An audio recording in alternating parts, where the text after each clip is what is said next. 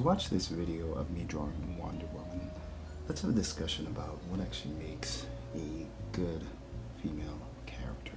I've kind of broken this down to 5 or 6 different things that I feel matter, and sometimes they're often missed. So number one is kind of obvious, but female characters, they're not men. Women and men are different. Each sex has attributes that are universally appealing when it comes to the creation of characters. There's a reason why we distinguish them.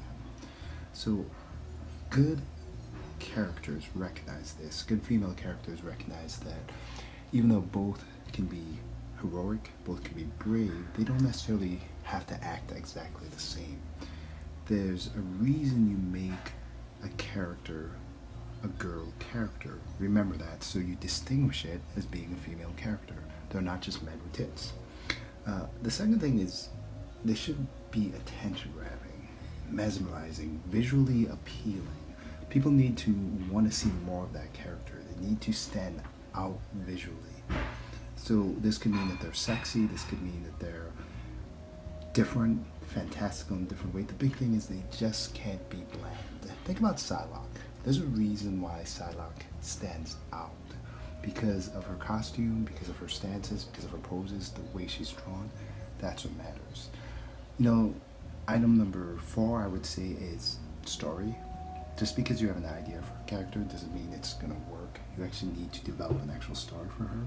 Don't just come up with a character and start sticking her into a universe.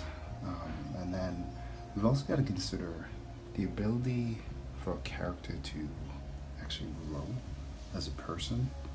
That means that she's got to have a story arc, a journey where she's learning and evolving and discovering ways to overcome challenges, problems, things of that nature.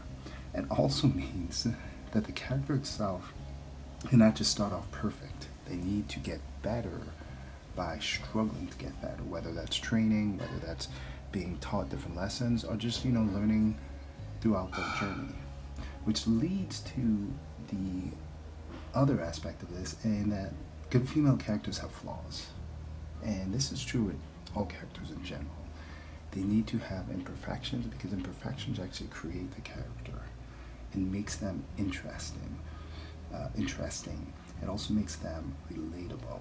You don't want to have just an absolutely perfect character who doesn't have any flaws, doesn't make any mistakes, because then in a way that's another bland character, right? So that's very important. Probably the biggest thing. The last thing is you got to remember to make female characters likable so that they're not preachy. You got to remember they're not representative of all women. They're not intended to be this perfect role model.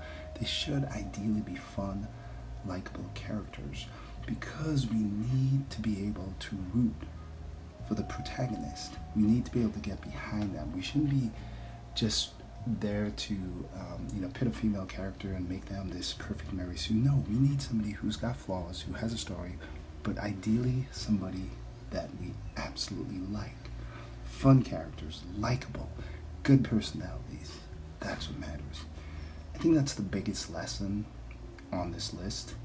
Anyhow, at the end of the day, that's just what I think. Let me know what you think. Thanks.